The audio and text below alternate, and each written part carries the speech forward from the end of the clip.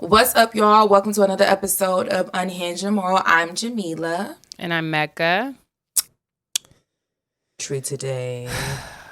I feel like we're like a week into the new year, and it's been dragging everyone. I saw your story. I saw Sabrina's story. I saw so many people this story this morning. It was like, so. I actually prefer not to be that distant away from life and like normativity because it's so hard getting back on track that I'm losing my mind. I'm so tired. I wasn't this tired when I didn't have shit to do. What the fuck? But that's because I was also just sleeping in. And now, like, Noah's back in school. I'm trying to get back to my normal routine. And I have not been to the gym after, like, taking him to school yet. Like, usually that's what I'll do. I'll go take him to school, and I'll go straight to the gym.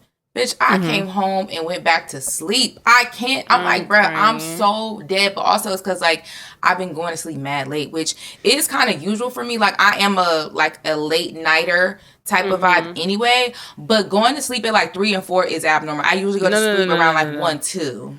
So I feel like everyone's doing the same thing right now because I, too, usually hit the hay around 11 to maybe 12. I've been trying, like last night I tried to lay down because I knew we had to record this. I had to send Taylor some things. Taylor's just our manager. And I just had stuff to do today. Like I have stuff to do. I didn't actually fall asleep. I looked at my clock until like 3, almost 4 o'clock.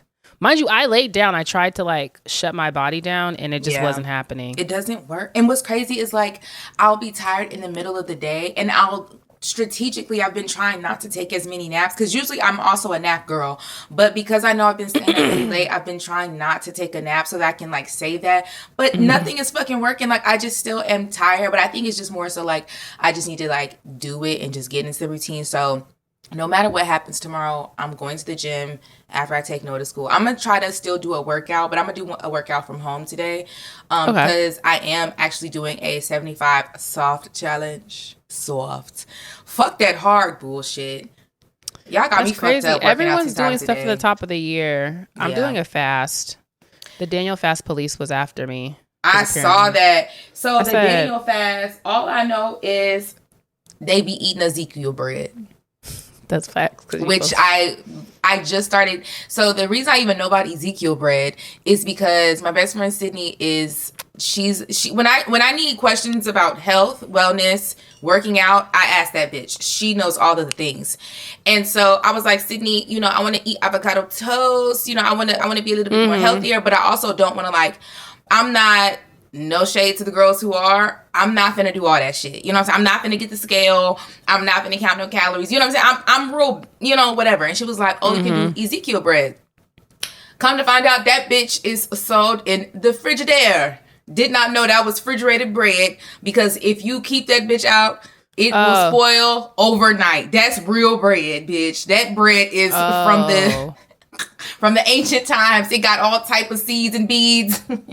Seeds and beads is crazy. That bread will rot so fucking fast if you don't keep it in the fridge. I was like, oh, I'm shit. not even a super duper bread person. But the part that had confused me about it, so they made me have to go, because this is my first fast. I've never fasted before. They made me have to go look up the difference between like a corporate and like a intimate fast. I go to a mega church. A corporate fast is more like what like you do with your church and your community. Like we're all fasting together. Like we're all doing it together. Like this isn't a secret. Like it's not. The church is a mega church. And they released a whole cookbook. The restaurants in Houston have Daniel Fast friendly on the door. Like they've all been. It's not a secret. So sharing like recipes is not. And it's just like who's gonna be more saved? Could be a secret that y'all don't keep a secret. Denouncing. I don't want to see not nary another please, one. Shut the 2026, fuck up. Please, it's a lot. I also don't like them. It's just like, ugh. Girl, I don't give a fuck that you don't want to be no goddamn AKA no more, bitch. I don't care. Nobody cares. Nobody cares. You know what? And I just have to go on a mini rant about this because it's like how you I get aggravated so fucking quickly. Here's my thing about the denouncers. And as someone who is a part of a Greek organization, I can and will say this loud and clear. of all the bullshit that occurs in Greekdom, the thing that made you denounce is not being the best Christian you could possibly fucking be. You fucking coward. Listen, we don't have none of them issues over here in Mech 5 Valley. So fucking losers, bro. Like, so come join my organization. Like y'all are some busters. Like, as someone, like I said, y'all already know I am in a Greek organization, and I hold them bitches and niggas accountable for any goddamn thing. I never care. You better ask about me. I feel as though if you can't have that separation, you're weird, and you are the problem. It's you. It's all because, mind you, it's like they always say the same things in their denouncing videos about how, oh, it says we're not supposed to have false prophets. Then don't, bitch. Who was forcing you to? Who the fuck told you to praise Ethel? Nobody said that. Nobody said that. Why are you doing that? Ethel looking down from heaven like... She looking at you like, bitch, I didn't tell you to do that. You doing too much, huh? All I said was do community service and be a good friend to your sister. And I didn't let them heifers bury us, okay? That's all I did. I didn't tell you to pray to me.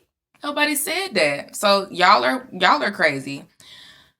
But anyways, you know what also I want to bring back something. What? This year. Let's bring back more gossiping. You know why I say that? Good fun gossip, though. I feel like gossiping will save a lot of you from looking like idiots in public. Y'all take things to the internet that are supposed to be good girl gossip. Chat. Why are you getting on the internet giving your good girl gossip to the internet? So now you just look like a fucking bitch. Yeah. You can be a bitch in your group chat. Because guess what? Nobody will know. Let's bring back secrets, guys. Let's bring back group chats. Let's bring back gossip. I hate this notion that gossip is bad. Like, there's anyone who overly tries... I've never anybody to that. Who overly judges people for gossiping, I believe that you are a bad person secretly. I don't believe you. You're not good. You're not good. Yeah. There's something in there that you do. Yeah, there's something. And it's worse than gossiping. It's fornication. I don't know. And gossiping ain't nothing but spreading the good word. We are simply orators of history. I mean, that's all history is. Just that's all it is. Gossip. Good gossip. Now, what makes gossiping bad is when y'all add a little sauce to it. Now now you ain't spreading information. Bitch, ain't nobody saying that. It has to be accurate information. There's ethical gossiping. New Year's, hot water. Voices scratched, talking about how y'all need to get back to gossip. Come on now. Sounding like no, Beyonce. I love when I always say this. I love when my voice is deep. You know what I mean? Everybody say, hey, Miss Carter. I've always wished to have a deep voice, and unfortunately, but you know what's funny? My voice got deeper throughout the years, and I posted I don't know if you've seen the video I posted from when I was in college. Everybody was like, what the fuck your voice? I don't remember. No, that was, I think around the time we met, I was like, I don't remember your voice sounding like that. Yeah, so the thing is, it's two reasons why, and I said this in the video, there's two reasons why my voice changed. Number one, just age. Like, when you age, your voice changes. But I had my tonsils removed, so it literally dropped my voice down an octave. Yes. And I love it. That is true, because when people... Like, TikTok be making shit go viral from 2-3 years ago, and my voice sounds slightly different, and I don't like it. I'm like, it sounds so high pitch. I feel like now, my voice was so now I fucking sound high. wrong. Like, that's a lady on the phone. Yes, I want to sound like just buttery, like like Beyonce, like Toni Braxton, like, you know what I mean, like Anita Baker. You know, well, not Anita Baker. She's an asshole. Oh. Well, she is mean. That's not good gossip. That's a fact. I mean, that's but guess gossip. What? The voice is sultry. I love women with deep voices. I think it's so freaking sexy. Like, And so whenever, if I'm talking, like if I'm trying to sound sexy, that's what I do. I put a little bass. You put some bass in your voice when you talk to the boys. Yes, and so it's just more like. I think I do too, hey, naturally. I'm trying to think. What's up with baby? I do. I like to drop it. So what you do? I'm giving you Alicia Keys boots. Yeah. Yo, this is this the is lady from the waitress. Hello from 39th and Lennox. You know the She one with the was braids. so thirsty. That's how she ended up stealing that husband. That's another fact. It's another fact. It's good gossip. Everything's good now, though. You know, they're a good blended family. That's a good, happy blended family, and I love that. And I'm saying, them kids that Swiss and Alicia had, musical geniuses. Like, I mean, I expected nothing less. This is why I would say maybe sometime you shouldn't let somebody's wife keep you from your soulmate. Because them children are musical prodigies. We would have never got them. Dang. You know? I mean, to be fair, I think anybody that Alicia would have had babies with, them babies would have been playing them goddamn keys. Because she's so, like, oh my God. But he's also incredibly talented. Like, I feel like it's like the combination of them. He is, like, but them specifically. Alicia, she's different. Yeah. But I'll say, you know what? That's the one time I said, hey, take her husband. Because I really want to see where her kids are going to go. Because obviously, like, they're not always in our face. But you know how she posts them, like, once a year? And they're always doing something playing amazing. Some fucking Bach. Like, you see what I'm saying? I'm like, yo, what are these little niggas finna do? I'm tapped in with Egypt and them. Yeah. For real. I love it. I love when the kids take after parents. Like, I don't know. I always see that's so cute. Like, no matter what they do, like, you know, I seen this story. It was like this black pilot, his daughter became a pilot too. Like, oh, I saw that. Like, how cute. Like, oh. And that's why I don't think them really Michael's kids.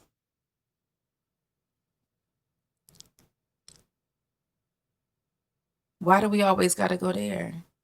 First of all, Paris does music. Okay.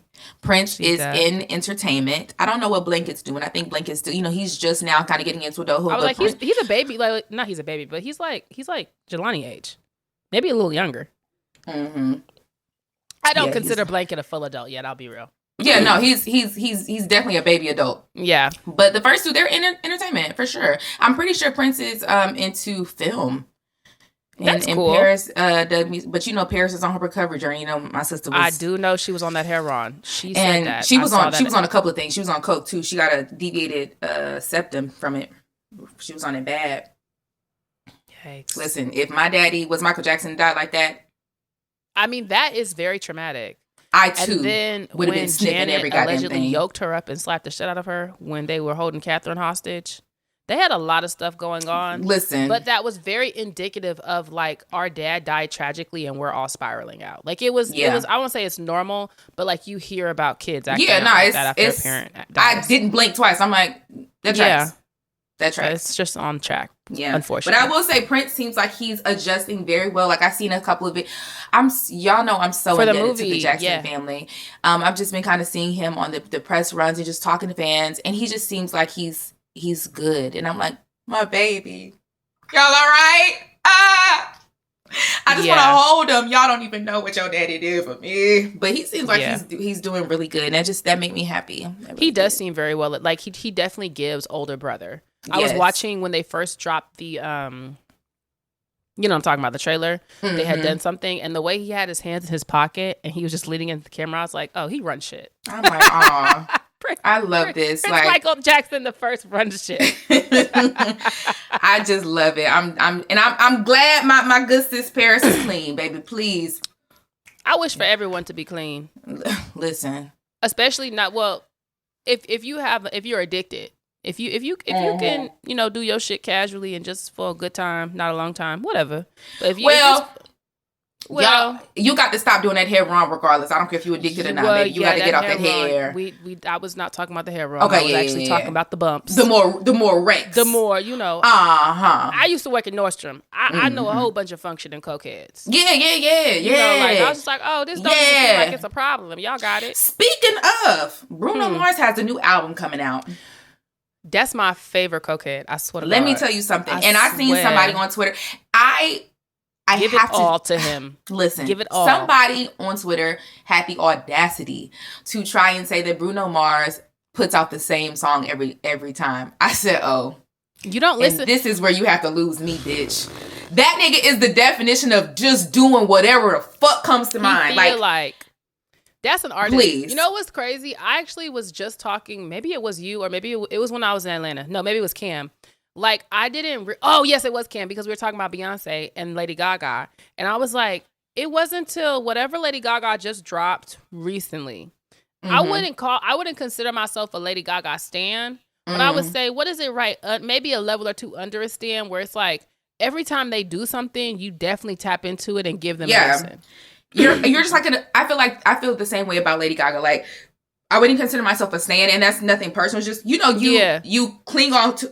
I feel like stan is like, I really identify with you. Yes. Yeah. But I'm definitely a fan of Lady Gaga, and I appreciate her art so much. Like, she's really good and talented, and I just appreciate, and I just want her to get her things, and I can tell that she enjoys the art. Anybody who does art and I know that they love that shit, I'm just like, yes, you go, baby. I fuck with you. Yeah. You do that, girl. I feel like Gaga is one of the people who is like, if I had the opportunity, like, I'm not waiting in line to get a Gaga ticket, but if it falls, like, if I can go on there and just get a ticket, I'll get a ticket. Same with Bruno Mars. Yeah. And actually, at one point in time, I would have, what was that last album? Versace on the Floor? That whatever album that was on, I said, I need to see this nigga. Let me tell you something. I'm going to this next tour. I've never seen him in concert, and I've only seen, like, clips, but he seems like such a good performer, and the things that I've seen look so good. And on top of that, I will say, like, I have to give Bruno his fucking things. This nigga, his record is insane. Everything that this nigga has done has gone platinum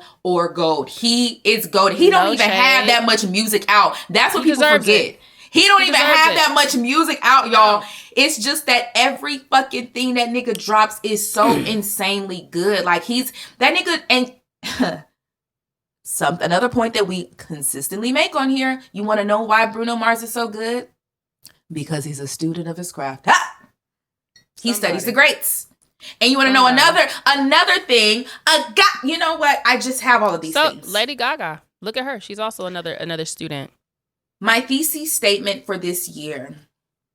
Okay. We must, as a community, bring back funk.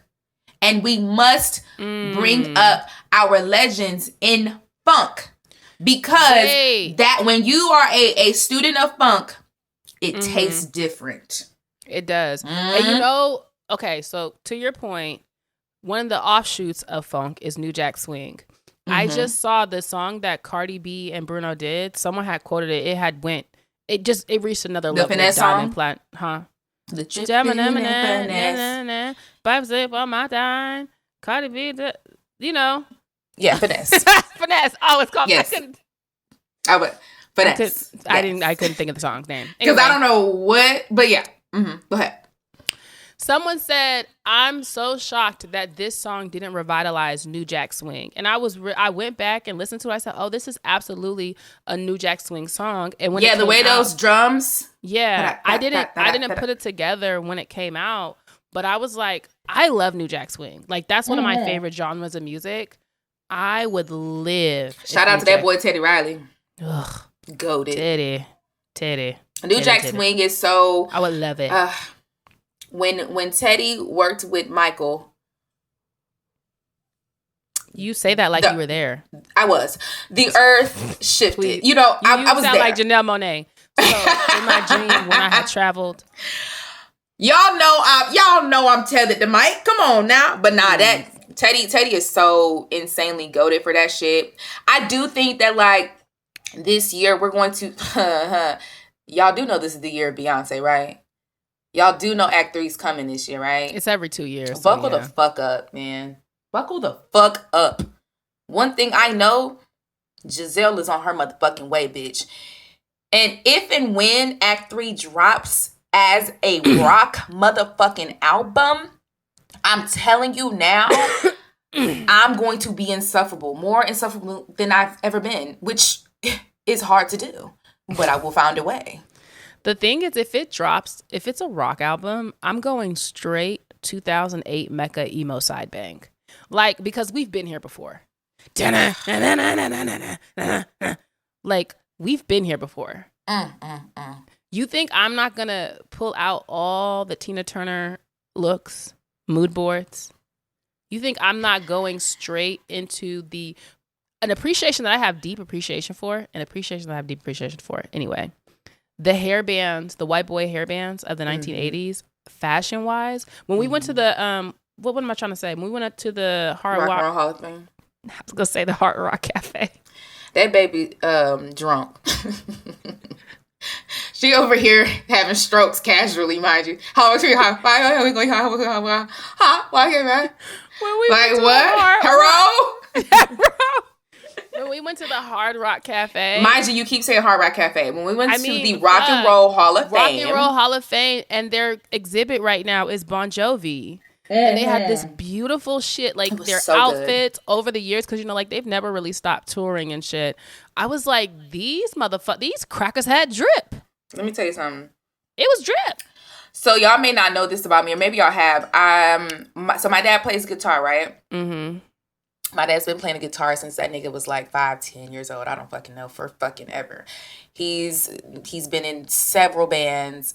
That nigga is a rock head, a real rock head. Mm-hmm. Baby, we grew up listening to real deal. I'm talking about 80s rock and roll, like real deal rock. So that's actually like a genre that I am so fucking like, oh my God. And it's one of those things where it's like, it's not super tapped into outside of the genre, if that makes sense. Like, unless you are actually within like the rock genre, a lot of people kind of don't really know what goes on that side of the globe. But it's such a fun genre because you can do so many things. Like, and I haven't seen a lot of people in the more recent years. I definitely seen it previously, but in the more recent years, tapping into that rock spirit. And you want to know why? Because the babies have gotten away from real instruments. Someone said this. Why aren't the white boys doing garage bands anymore? Because they can't play instruments. They can't play instruments. They took it out of schools. You can't have a garage band if nobody has a garage. Like, that's the one thing about bands in high school. Or, you know how, like, now I'm noticing the kids who play in band have been playing because their parents put them in private lessons before they even got to high school. Whereas when, at least I was in middle school, motherfuckers did learn how to start playing the instrument while they were in school. Mm-hmm. Like, that's not necessarily the route anymore. Your parent has to start you on the instrument, which I think is a real crime against the children, because you don't know how that talent will manifest. I actually know someone who is an excellent drum player, and he didn't learn drums until we got to middle school, and they sorted him into band as his elective, and so they were just like, pick one. He picked it, and he played all through high school. Nigga got a drum scholarship. It's just like, think about that. Just because someone taught you how to do something when you were in school, if he had went to school now, it might not have went like that. So yeah, that's unfortunate. I want to see. We need to get back to the instruments, learning instruments. And becoming more efficient. Unlike myself, I'm a very casual piano player. That's something that I've always wanted to do. Pick up and get serious about. Is just be better at it and keep practicing. I just don't have as much time to practice as I used to. I used to play way more. Of course, like when I was in high school and college, when I just had time. But bitch, I ain't got no time this much. But yeah, it's Speaking a of rock, skill. Get back into it, guys. Can I do a hear me out? Jamila and I talked about doing a hear me out last week, but my power went out, so that was on me. But I have been watching the Kardashians, and I have a hear me out for Travis Barker. Oh, that's not even a hear me out. Listen, it's a hear me out for me. I didn't see it before, but I do see the appeal now. Yeah, he seems controlling, but like sure. Aesthetic wise, like I like tattoos. I don't know if I've ever told y'all that, but I do like tattoos. I have been known to be outside with a man with tattoos up his neck. Mm-hmm. So like the whole tattoo thing, I was like, I'm actually kind of into it. And then when they were in one of the episodes, his hometown, which is like a place in California, gave him the key to the city, and he went back and played drums with his like high school band. And I was like, this is doing something for me. You put an instrument in a nigga hand, and it does give them a paintbrush of fineness. Like, it's something happens. I'd be like, it literally was me watching him play the drums that I said, What's that I feel in my pants? Listen, every time D'Angelo would pick up that guitar or get on that piano, I'd be. I be forgetting he gone. Like him and Malcolm Jamal Warner. I completely forgot he died. Damn, he sure did, didn't he? I said what? Sometimes you know who I really forgot. Like not that we need an update, but if it's someone who was just simply alive in my head, I forgot Tito died. Girl, you know I ain't forget. Tito. I completely forgot Tito gone to glory. Tito just gone, man. Shout out to Tito. If he hadn't been playing his daddy damn guitar, child, we wouldn't be here. I wouldn't be here today. Well, maybe you would be here, but I don't know. The stars were alive. Version of yourself. Nope. I don't think I would be here. I don't know. There's a connection. There's a connection to all things. I'm telling you. I'm telling you. I know this. Well, that makes sense, Jamila. You talking about niggas who are musically and like creatively inclined, because my other hear me out is Gregory Hines, which is a well-known fact, who was a dancer extraordinaire. Great dancer. Very fine man. I would have got it. The crazy part is I always think about the fact that when I discovered him after I watched Waiting to Exhale for the first time when I was 8 years old, it was like literally, I think less than a year after he died, like maybe 9 or 10 months. I was devastated. Like, I was like, oh my God, my man. So I got on that family desktop, went to Wikipedia, searched all his pictures, seen him in the Cotton Club, watched all this shit from the YouTube just to find out he had died. I was throwing up. I was so sad. I said, he'll never be my man. Yeah, that's a reason. That's a reason why. He'll never be my man, guys. I think it's 50 years older than you, like maybe more. Probably. Well, no, maybe 50. Maybe more. Maybe more. I don't know.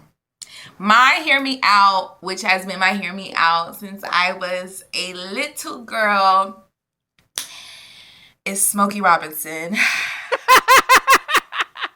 That nigga's 70 years older than you. Shut up.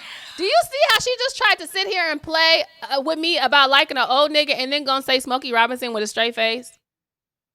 And I'll say it again. Gang banging. You want to fuck gang banging Smokey Robinson? Okay, so here, you gave your lore on why you fell in love with Greg.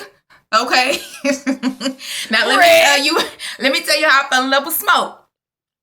So y'all already know one of my favorite movies of all time is The Temptations. So I fell in love with Smokey Robinson, the nigga who played him first. I was like, whoever that nigga is, I want him, right? So I was like in love with him.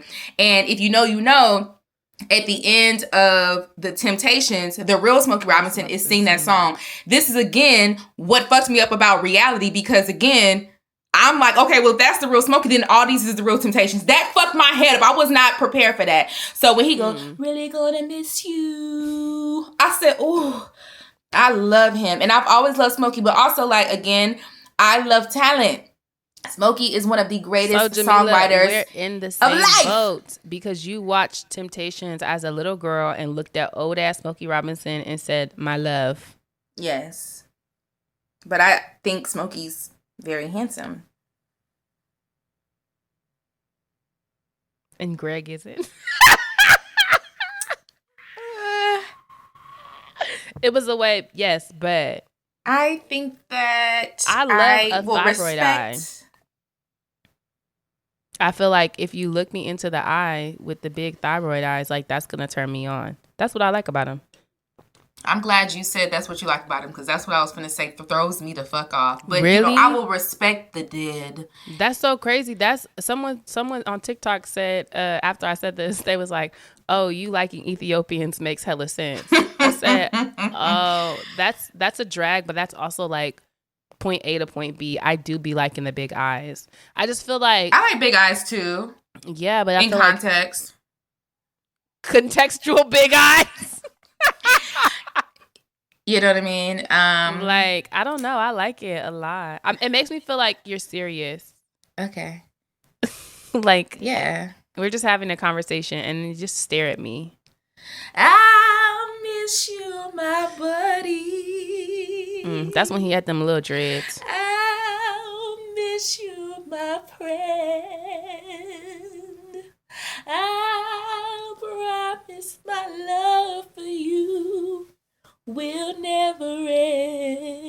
I'm about to cry, guys. What's happening? In your finest He's gonna keep going. You were there for you, and without you, things won't be the same. Oh my God, no, I'm getting teary-eyed. Stop. Jamila, please stop. Like, literally. Another Hear Me Out was Chameleonaire. I don't... That segue is insane. I actually don't have a... What song did Chameleon sing? What was his song? They see me rolling. Oh, they hating. Controlling and trying to set me riding dirty. Me riding dirty. The thing with that is... I don't remember him being attractive, but... Okay, so... What did you like about him? Explain him. Okay, so here's the thing. I was living in Houston at the time. That's song was released. And that was the song of the fucking summer. I can see and that. And I didn't really have rhyme or reason. The thing is, I am dangerously straight. I need people to understand. I'm dangerously straight. Mm. So as a young girl, I would have a crush on any nigga for any reason. Nothing made sense to me. I just wanted it because I just was so enamored by boys. And so because I liked the song, I just decided to like that nigga too. It was just that simple for me. Yes. Now it's like, okay, well, maybe not, but there's always a soft spot for me because you know what I'm saying? The little girl still lives within me. She's still there. I think of a rapper that I always because I feel like I like Mike Jones too. You feel me? I don't even know what Mike Jones looked like. I swear it's not. It's If I look Mike Jones up and scream, Jamila, but this is Hear Me Out. Hold on. Mike Jones. Who? Mike Jones. Jones. What was his phone number?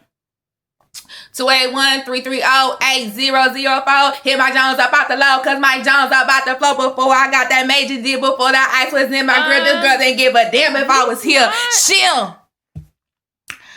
Just did so much. He's not ugly. Why is his do-rag like over his eyebrows? That's just the vibe, shorty. I don't know what his whole face looks like because his I ain't seen Mike Jones in years though. He has such a fucking run. Where that nigga at, yo? Mike Jones, where you at? Like I can't discern what his face what looks like. Does anybody have information about Mike Jones? Is that not Mike Jones? No, that's him. It's just Does anybody have any information on Mike Jones? Have you seen Mike Jones? Who? Mike Jones. That nigga had a fucking run. Oh my God. That nigga 44 now. I'm looking at his Wikipedia. That's not even that old. He was born the same year as Beyonce. That's how you know these niggas was outside from day one, because it's like so many of them are only in their like 40s to 45 and they've done so much. It's like, dang. They really did start as teenagers. Damn, this nigga had some fucking hits, bro. But yeah, like, I don't know. It didn't make sense to me at the time. Another person I had a huge crush on, he's gay now. But that means nothing to me. He's still fine. His name is DeAndre. In real life, or he's a celebrity? He's from American Idol. I was watching American Idol with my family. He was a teenager at the time, and he got up there, and I think I was like in middle school or something, and he had this curly hair. It was kind of giving Corbin Blue. Oh. And he was such a good singer, and he made it very far. He didn't win. I was so distraught. I remember him because his hair was a big thing. Yes, his hair was a big thing. It was like that blondie type, kind of this color. The biracial brown, yes. And I was obsessed with him, and I still follow him. Yes, that's my baby. It didn't give straight. You should have known. Let me tell you how you should have known. Maybe you're attracted to androgyny, because when they throw it to the side like that, that's sister.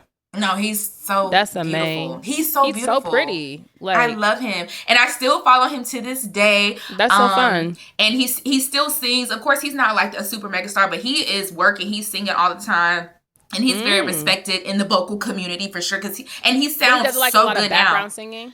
No, he just does like a lot of just, you know, smaller shows. And he be working. I just be watching his page like, You know what I DeAndre, you really still love sound and so good. respect? And I always say this, like I compare it to being Black famous, but like I love and am 1,000% okay for myself if I'm just the type of person who is like really well known and respected in my said community. I don't need mainstream or like mega success, but I think if you can go to work every day doing what you love, like how you're describing him, like no, he's not the biggest star, but he's respected in his community and he stay busy. He stay booked. Exactly. He You've stay won. booked. You win. You got it. That's all you need. You're able to do what you love and make what you love a part of the thing that pays the fucking bills, man. That's amazing. Like, shout out to DeAndre. Yeah. So, and I still have love, you know, love for him in my heart. I still love him so bad. He's just such a cutie. Like, and every time I see him pop up on my For You page, I'll be like, oh, you don't even know. I used to love, like, I was in love with him. I used to talk about him every day. Like, we have to watch American Idol because DeAndre is singing today. So this isn't a hear me out because I feel like a lot of girls liked him, but DeAndre's hair made me think of it. I loved Real, rest in peace, from Real Chance of Love. All my niggas are dead, child. I can't believe this. I couldn't believe, like, I'm so sick. And you know he died like 10 years ago. He died in 2015. It's been a minute. I remember when I think that was like, everybody was like, damn. He had like, cancer. Yep, I do remember that. He had cancer. Yeah, that was sad. Oh, his silk press was so good. It was so glorious. Like, his hair was and luxurious. Beautiful. Yeah, his hair was beautiful. Shout out to Real, man. Shout out to Real Chance. Shout out to Love. Chance. I used to love the Stallionaires. Yes.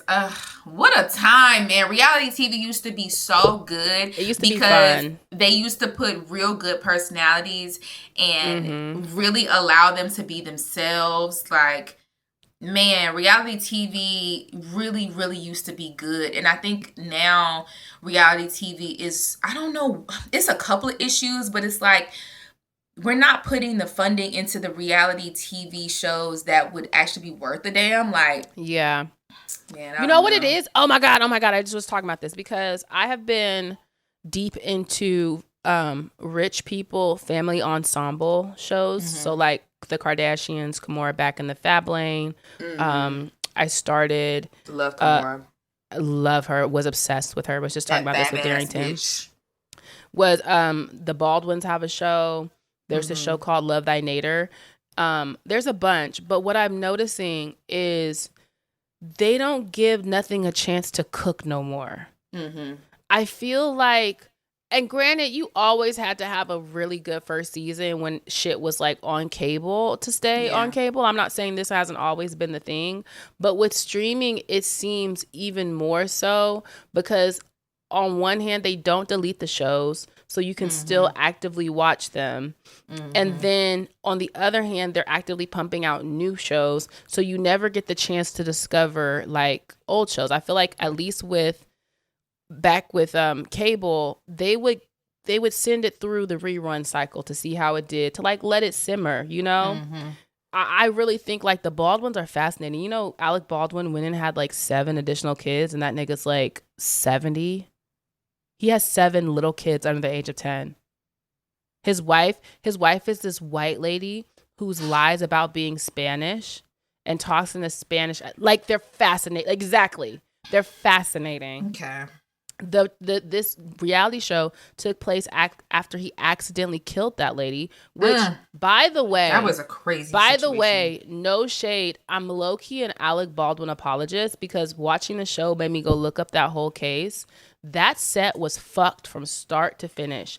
Yeah. There's never ever a situation where you were supposed to have a actual real live gun on set. Point blank period. Point blank period. Was it irresponsible and neglectful for him to be shooting it? Yes. It was never supposed to be a real gun though. That it point blank period. Well, point blank period. He said he didn't shoot it, but the thing was, it's like, if he thinks it's a fake gun, even if he did shoot it, I'm like practicing for my scene, and the scene calls for me to point and shoot. Like I feel for him because he kind of talks about that his shit was guilt really, over it. I'm like, it's so fucked up. And then the prop manager who on movie sets, they have people, especially movie sets like these where there's guns and stuff. That person had been fired previously from several different sets for not doing their job. Not only that, the assistant director had also been over sets where people got hurt and died previously before. It was just like, so this really not this man's fault. Y'all it's didn't not. do That's a y'all whole job. person's job. Like, especially for a set that massive and large. Like, there are people who do that professionally. Like, props and sets is an entire thing. Like, that shit is insane. Like, I can't even believe that shit happened. Like, that is so fucking ridiculous.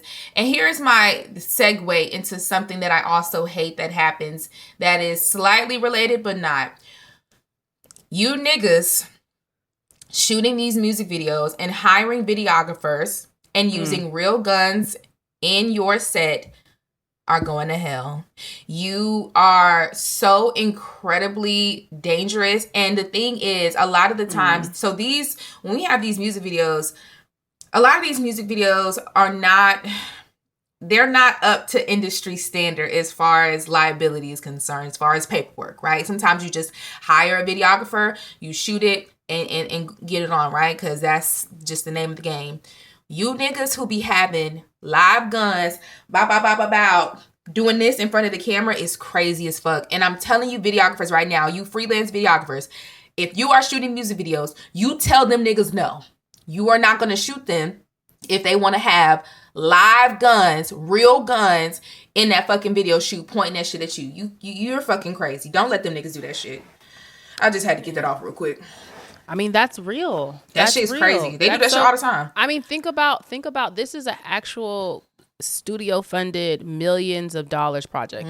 They spent, I believe, $24 million to make it. It made back 30 or something. So it made the money back. But my point is, this had the funding and the backing for them to find a fake gun and put it in this actor's hand. So them putting and then this was the other part. They haven't confirmed this, and they probably never will, but I believe it's true given all the other information. Because they were out in the middle of fucking Arizona, or wherever the West desert they were shooting, they said because this happened in like the late evening-ish, during the morning when they weren't filming, people took the guns from set and were shooting cans. So they knew it was they were real guns with live ammo. Child. All of this is so stupid. Like, that lady died in such a stupid way, and it's really not her fault. And then this is the thing: the bullet went right through her and hit the nigga behind her. So two people were he didn't die, but two people were injured. Like, the whole situation is incredibly sad. And there are several channels that it should not have. That shouldn't have happened. It just shouldn't have. There were like 5-6 different places where they should have stopped, and it didn't. So yeah, fuck you guys. I feel really bad for Alec Baldwin. Fuck the set. You guys suck. Yeah. Anyways, I hate to say it like that, but you know. You want to spin it? Sure.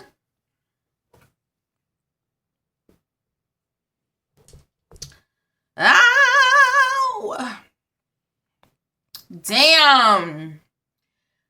We're about to get into a spin it, guys. Okay. I know you guys love these so freaking much. I'm gonna do the intro. God damn, bitch. Y'all are long-winded as fuck. But all right, it better be good. Welcome to our segment, Spin It. This is where you send Jamila and myself your lowdown.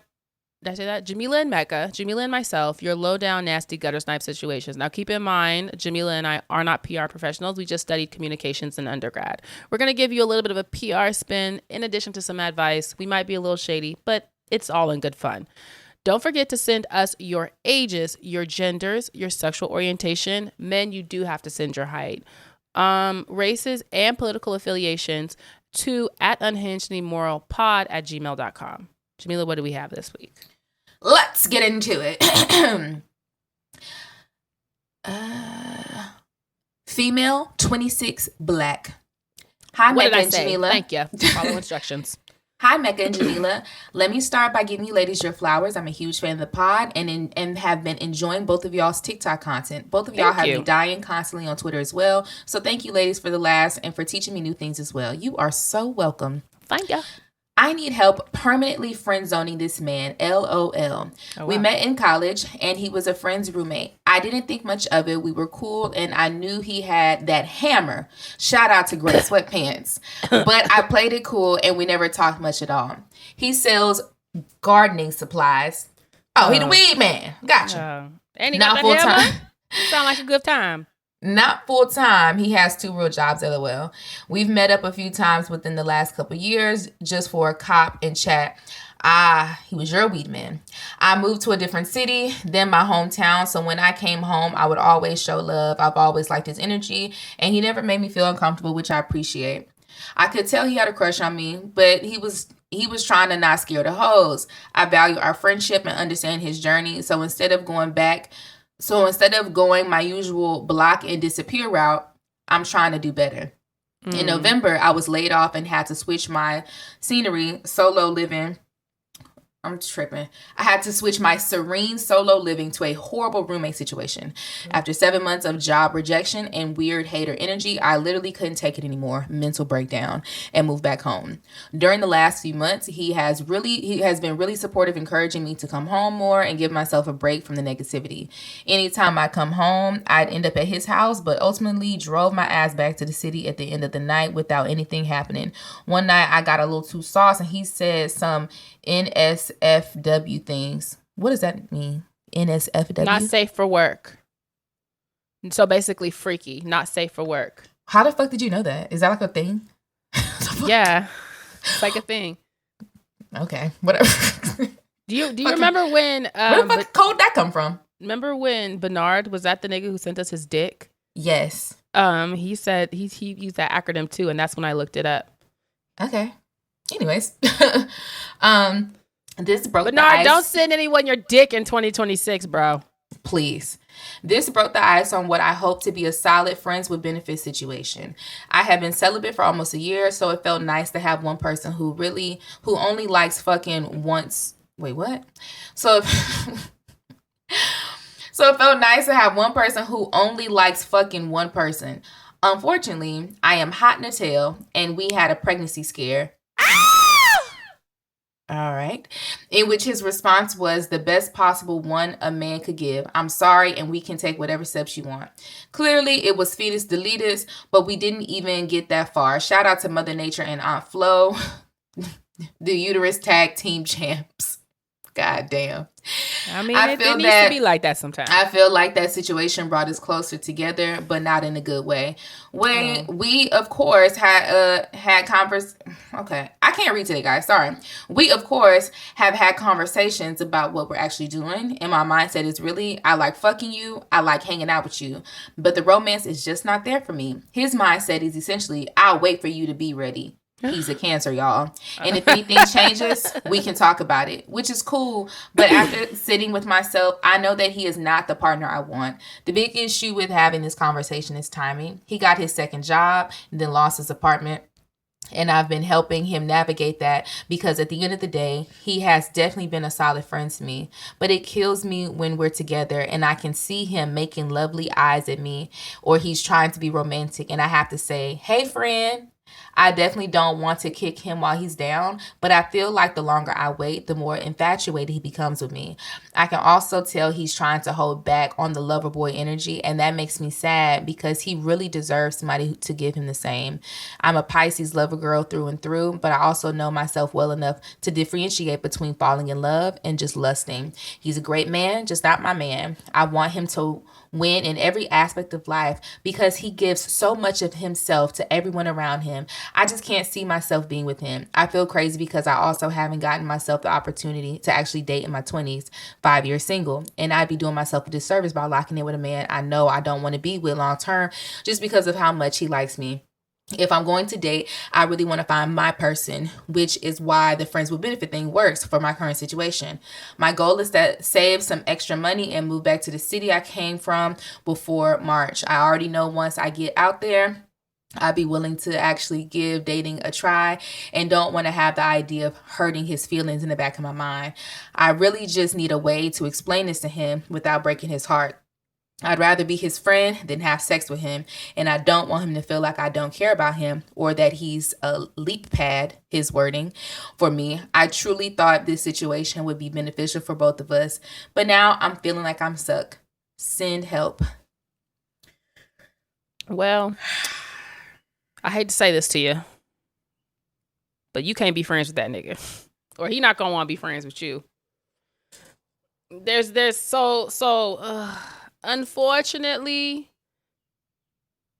Okay, let's. You know what I think it is though? He's ugly. He's ugly. Exactly. He's obviously ugly. He's obviously not somebody you're physically attracted to. Because you said he got that hammer. You said he's all the good things. The one thing you did not say is that he's fine as fuck, and you think that he's very attractive. He's not attracted to you. You are not attracted to that man. And that's okay too. I want you to know that's okay fine. Too. But I just want to say that out loud because you, for some reason, because we know I picked it up instantly when she said he got the hammer and he's so nice, but she ain't saying nothing else. I said, "Oh, you think he ugly? Okay, you're not really into him like that, and because you feel like he's not fine and sexy." And again, okay, I agree. So this is my thing. To me, I don't ever think anyone should really even fuck on someone you're not physically attracted to, because you end up in situations like this one where it's like no matter how good they are, it's very hard for most people to see past like not being physically attracted. I'm not saying it's impossible. Yes. It happens sometimes, but it's not the norm. And you know the thing is, it happens sometimes for those people who that's not important to them. Mm-hmm. If that's important to you, which it is for me. It's important to a lot. And I feel like we need to normalize, I need to find you sexy. And I'll be real. Me and Jamila don't find all the same niggas sexy, but I need to find you sexy. I mean, it doesn't matter what other people say. If you are not attracted to your partner, in my personal opinion, I don't think it's going to work, because at some point, the lure of them being nice, funny, cool is going to run dry, because you're going to be so tempted by the fine and sexy people you see all around you, and there's not going to be anything to stop you from cheating. That's just in my humble opinion. Now, you may think otherwise, but I don't think that. Like, you need to be.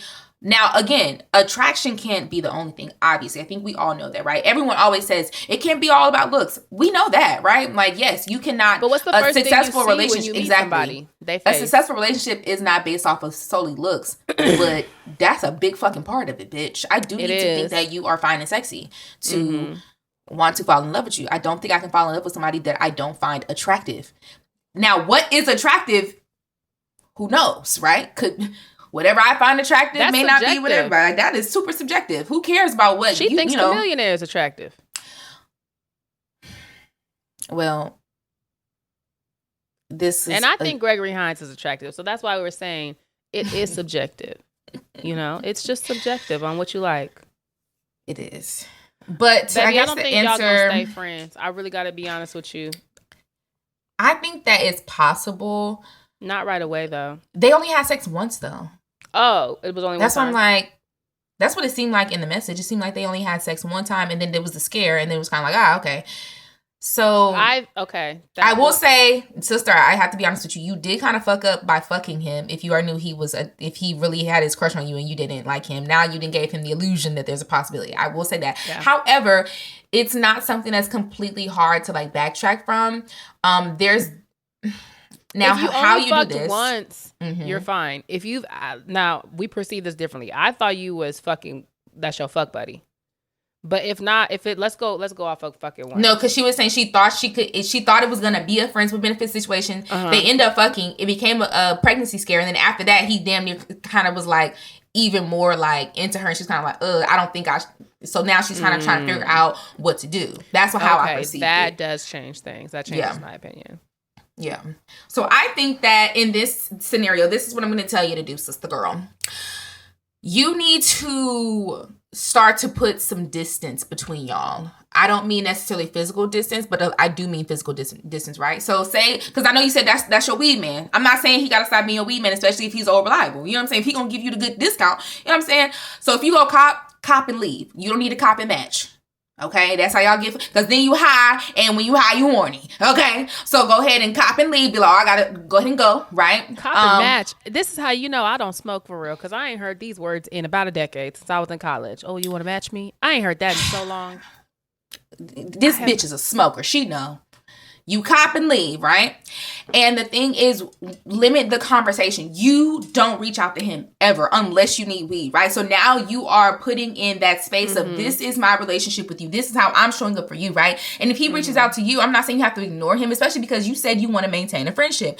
But you need to be very short and dry with him. You have to put in a lot of distance and a lot of boundaries within yourself right now, immediately, before it gets to the thick of it. Because it's not like he's confessed his love for you again. So it's like you still have time to swoop. You immediately need to start talking to a nigga and start talking about that nigga around him. Make that nigga answer the phone while you with him copping. Shit like that. Niggas will get the fucking picture. You know what I'm saying? He's gonna pick it like, oh, okay, type shit.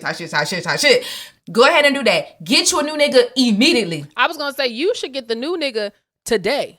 Yeah. And I don't know how you gonna do that, but do it. Start telling him, you said this your homeboy, so I went on this date. Like, just, and tell him. Yes, homeboy that nigga. Homeboy, exactly. Like, yo, I went on a date. Or if you like, what you about to go do? I'm about to go on a date. That's why I need to go. Even if you don't even have a date that night, I'm gonna go on damn near lie about it. But slide it into your next interaction with him so that he can and do it so casually to a point where it's like, oh, don't make it seem like you're trying to get a reaction on him, because that is gonna spark a little bit of interest. Like, oh, she want me to be jealous. No, no, it's not even that. Be so casual with it to the point where it's just like, no, because like we're friends. And if he says something like, oh, I figured we was just on some chill shit. To have to be honest with him in that moment, which could be good because you get out the way. But if he's a real nigga, he is not gonna ask that question. He's gonna catch the hint and just be cool. Because you say he's a real chill nigga. So like, if he is a real chill nigga, he's gonna catch the vibe, and he's gonna talking to other niggas. Oh, got it. Cool. Cool. She ain't on that. Okay, bet. Let me just. You know what I'm saying? I mean, let me just. And you be straight. The fact that you feel like you have to like move cities and shit, though, like, girl, it ain't that fucking deep, bitch. You act like this your best BFF for life. Like, bitch, you just met this nigga for real. Girl, fuck. This was somebody's roommate. You don't know. Bitch, this your plug. This is your plug. And I need to remind you, bitch, this is your plug.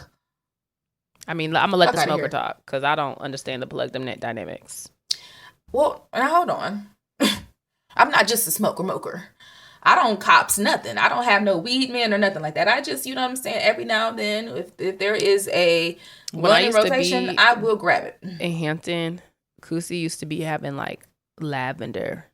The last time I for real smoked, she had mixed it with like lavender and like flowers and shit for like a She's effect. So dainty. Girl, gone. If you don't roll that bitch up in a piece of paper. She had the flowers and the chamomile. I don't know what the hell. I know it was lavender for sure in there. I'm crying. That's funny as fuck. She had a whole little mix. I said, I know that's right. We is girls. We don't just smoke weed. She's so girly. We smoke flowers and shit.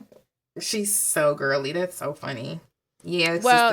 That's all I can tell you to do. I also think you should be prepared because I just, on the flip end, niggas got a lot of ego. Now, you said your friend is chill. I'm not saying he would do this per se, but if a nigga like you and then you don't like him back and he doing something for you, as in like, here, he's your weed man, the dynamic could get weird. So just be prepared. Like, obviously you don't want to lose him as a friend, but do be prepared for that possibility. Especially I was gonna say, and be prepared for that. And no shade, no tea. If that nigga get up out his body about that shit, check that nigga. I'm not your bitch, and I never was. Yeah, I don't know like, why you acting like this, nigga. Why we're not? We ain't never even had no fucking conversation. That's what I'm saying. Especially like, I get that you trying to handle it casually, but the turning point here was when you had the miscarriage, and I can tell you as someone who she didn't have a miscarriage. She had a pregnancy scare. And she had a period. She was late. She had her period. Oh, yeah. My bad. I thought when she said shout out to Mother Nature, I thought that was a miscarriage. No, that's why she had a pregnancy scare. So pregnancy scare is like, I might be like, I ain't, you know what I'm saying? Like, you know what I'm saying? Okay. Because if she was pregnant, she would have just said, I got pregnant. Now, pregnancy scare is before you tested, like maybe you missed your period, that in between period where like, I don't know what the fuck going on, but something. Yeah, nah, she just had a period. That's crazy. I be calling everything a scare. Well, I'm just saying, now that she ain't had no abortion, but just from the aspect of even having a scare, that does bring people close together. They feel bonded and shit. And I went on a merry-go-round for like 2 years at my abortion baby daddy child, just off the strength of if we had the baby, it would have been a son.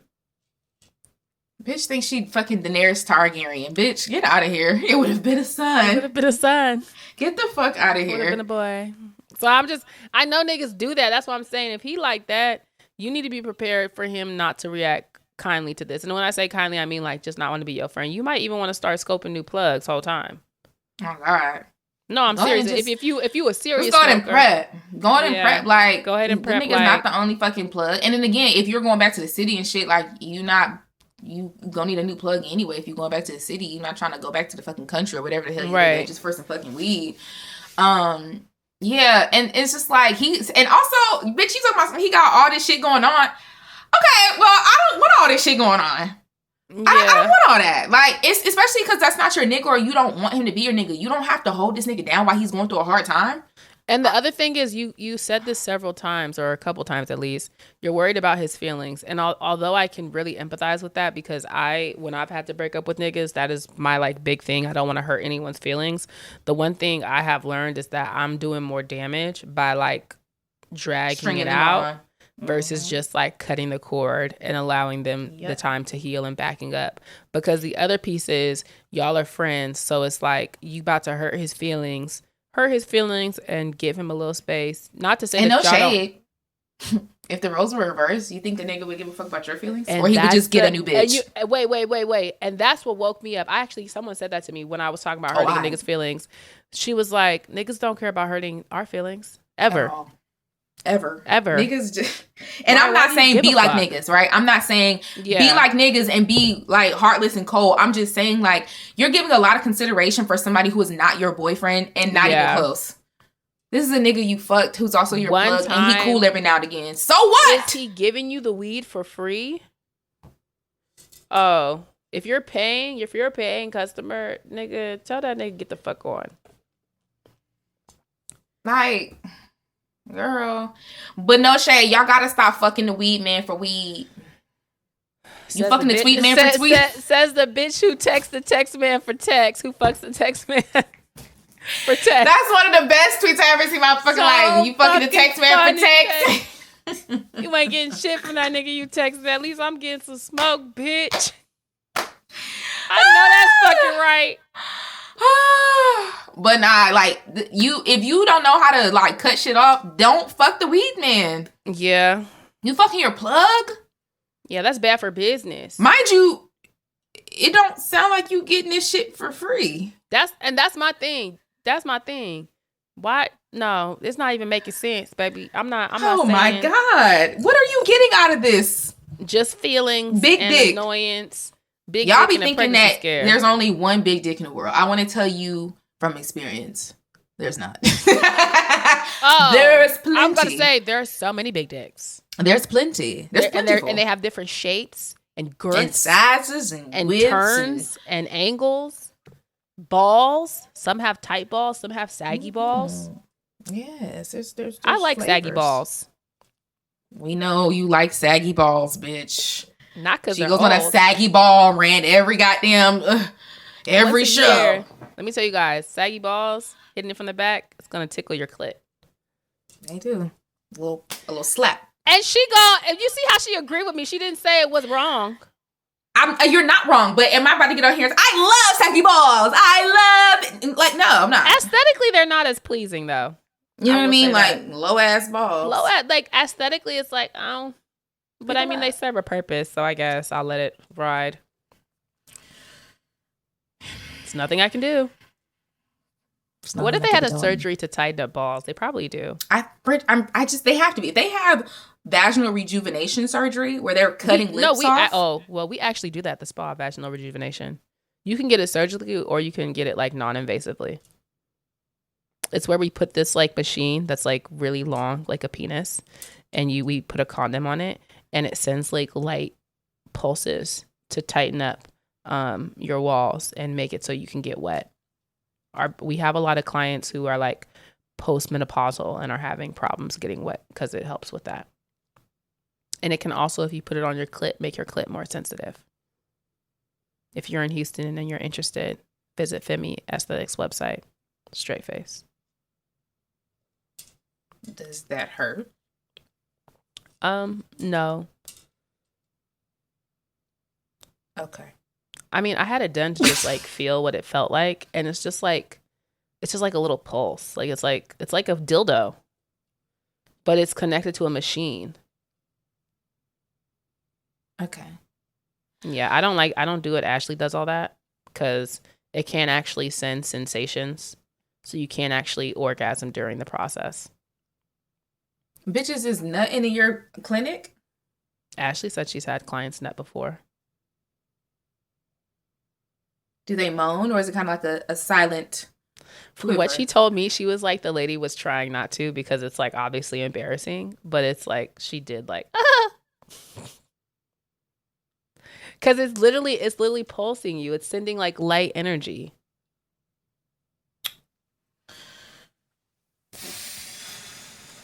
It makes you tighter too.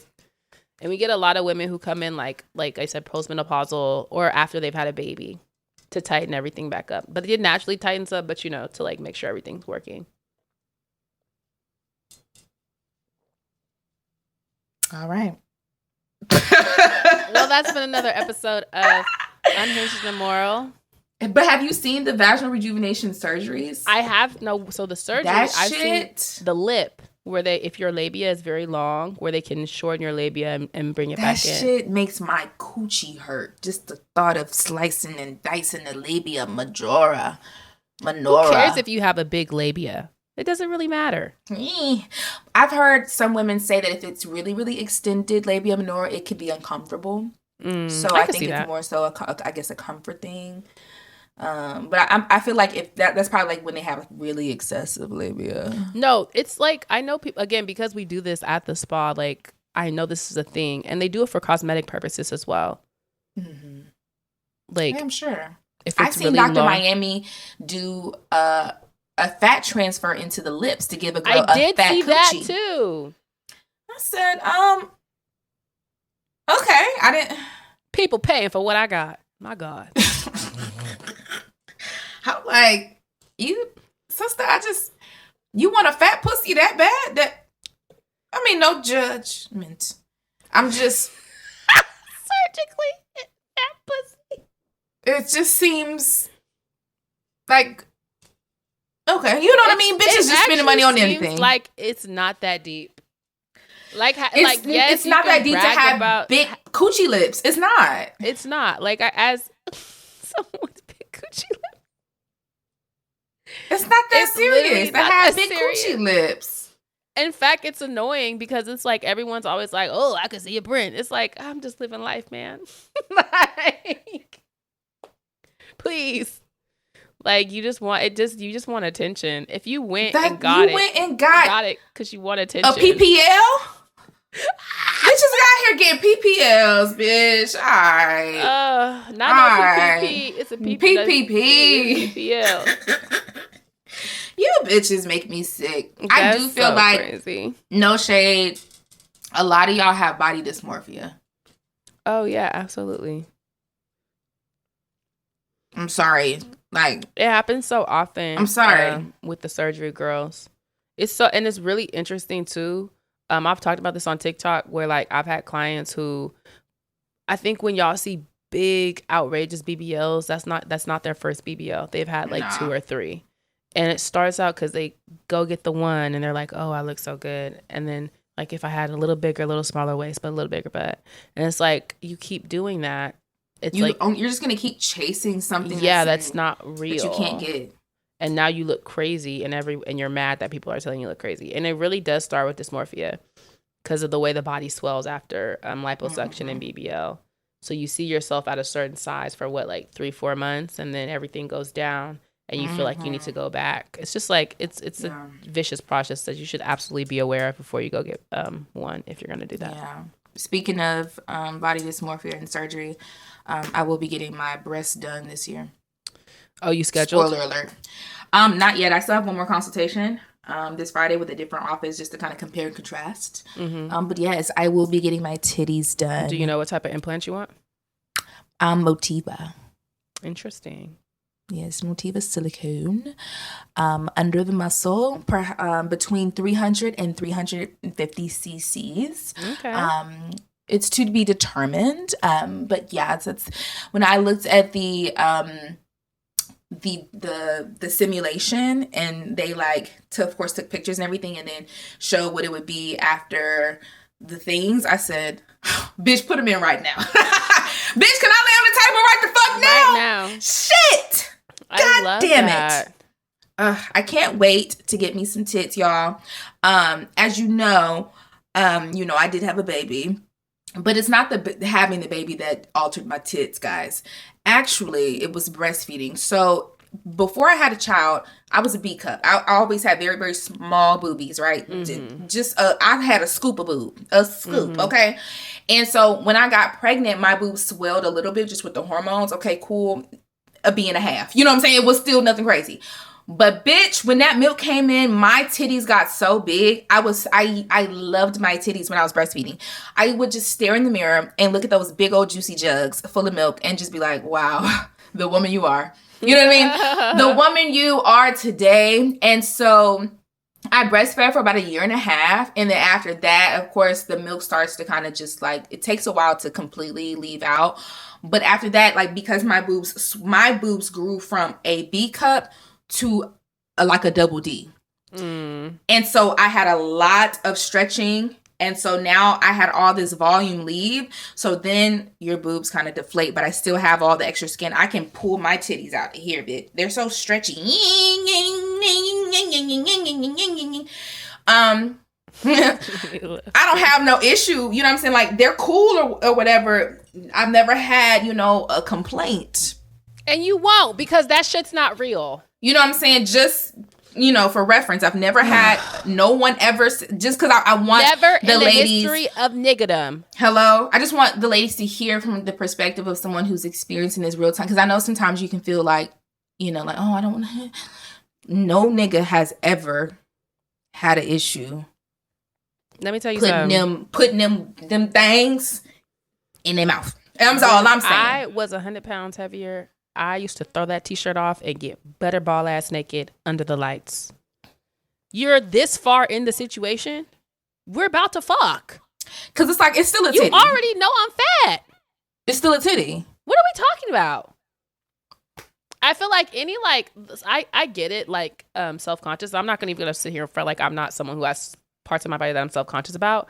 But in certain situations, just that actually doesn't matter here. I'm the only one thinking about this. So let me just shut the fuck up and enjoy what's going on. Yes. I'm about to get my back beat in. You know? Mm-hmm. Why am I tripping off a back roll? This doesn't matter right now. Hello. And I will say, for me, I wanted to get to a place where I was completely comfortable with, this may sound backwards, but this is just the way my mind works. I wanted to get to a place where I was completely comfortable with my body before I even thought about changing it. You know what I mean? I don't think it makes sense to try and overly change your body when you are in a level of discomfort with it, because I think that is a way that you can slip into body dysmorphia. Of course, my body changed a lot post-pregnancy and breastfeeding and all those things, but I did not want, I did not get back. I didn't I need to get into the gym so I can lose this weight. I was not on that at all. I was no, I'm going to just sit in this and I'm going to become comfortable with what my body is post-pregnancy, because I do not want to have all these body image issues. And even today, even though I want to get my titties done, and I am going to get my titties done, I don't have, I'm not self-conscious about them. Mm-hmm. If a boy was here right now and wanted to unclothe me, I would stand just like this and let him do it and stare him deep in his eyes. You're gonna look at these titties that's pointing downward. That's laying on my fucking chest. That's swinging like this. Wing, wing, wing, wing. And you're gonna pick them up and eat them. You know? Sit like this while I sit. Do it, nigga. You know what I mean? I would look in the mirror right now and be like, period, it's a tit. It's a tit for tat. What are we talking about? It's a tit. Have you seen titties? So many different flavors and shapes, just like the penises we were talking about earlier. I mean, but I have always wanted big titties since I was a little girl, and I'm going to get those big titties today. Because okay. I want big titties. Why? I like big titties. I mean, are you going to get but titties for your body? I'm finna get the biggest titties known to man. I'm finna look like fucking Wendy Williams and Coco. I'm just playing. I ain't gonna go that crazy. But nah, bitch, I'm walking in titties first though. I'm walking in tit first. Titties first. Yeah. I feel that. I'm walking in titties first. I'm damn near using my own titties as reference pictures. I got the titties to show you. When I had that milk full blast, give me these back. I want these back.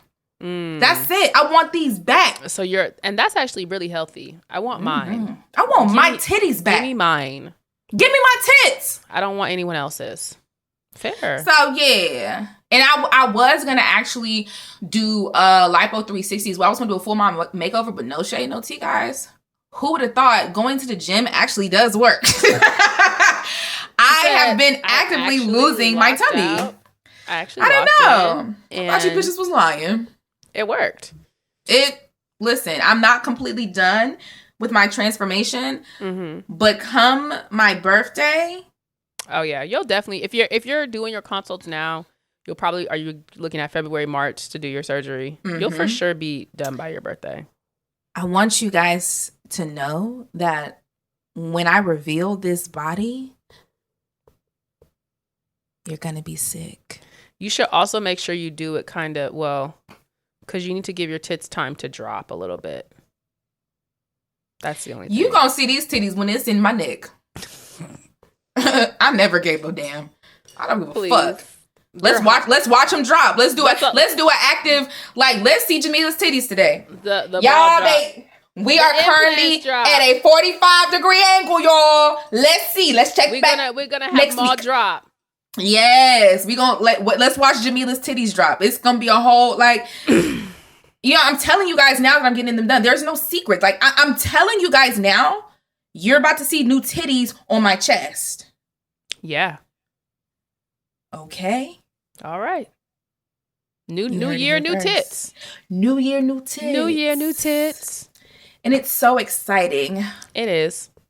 The only thing I'm a little anxious about is the recovery, because he was saying of course, you can't lift your arms above your head, and he said the recovery time is 3 to 4 weeks. Not that I have to be bedridden for 3 to 4 weeks, but the full recovery, And I have a toddler, who is still obsessed with my boobs, guys.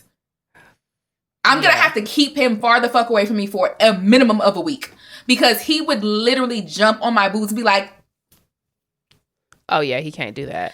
So, and then he always wants me to pick him up. So I'm going to have to really, of course, figure that part out. And then of course, I am kind of a workaholic, and I can't, I'm not doing shit for 3-4 weeks is not acceptable. We're going to have to figure out something. Yeah. So that's the only part that I'm kind of just you're not going to be down for 3 to 4 weeks. Yeah. You're not going to be down for 3 to 4 weeks. I feel mostly a week is the bed part. And then after that, you have to move slow, obviously. You don't want to pop a stitch. Right. But right. You can still definitely work from home. You would be able to record and do this. There's stuff that you'll be able to do. Oh, I can. And then imagine me recording, and I'll just be in my my surgery bra, and I'll show you guys my new titties.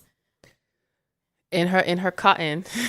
And I'll show you guys I'll be like, hey guys, so we are 2 weeks post-op. My nipples are hard. Tits. My titties are in my neck. I cannot lift my arms. I can barely laugh.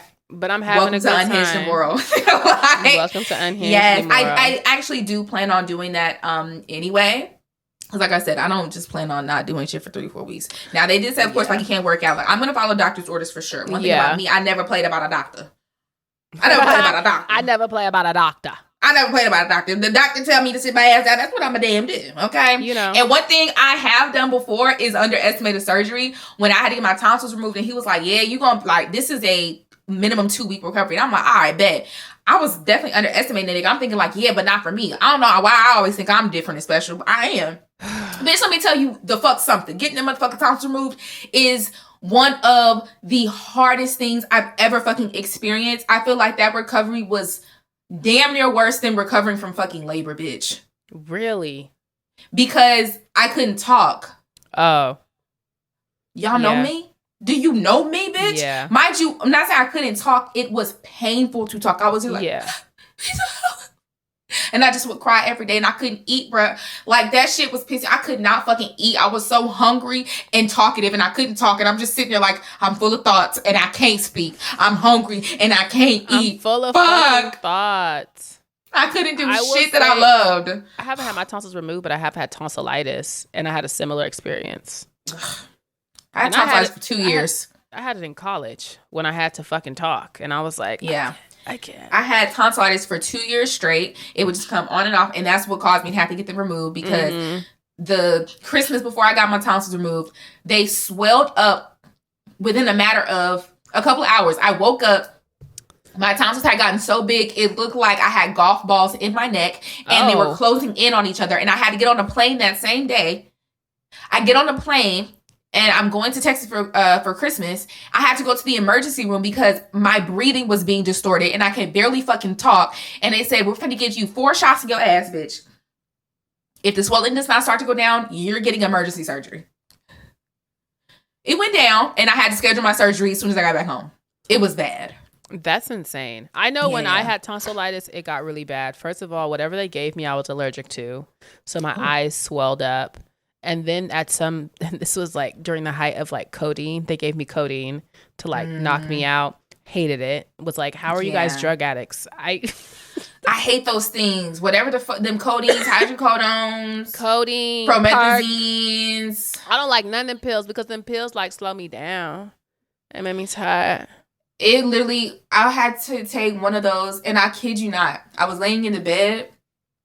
I opened my eyes. It felt like I had arms coming out of the bed and pulling me back into the bed like this. That's what I felt like. And I felt like I just couldn't move. And I couldn't move.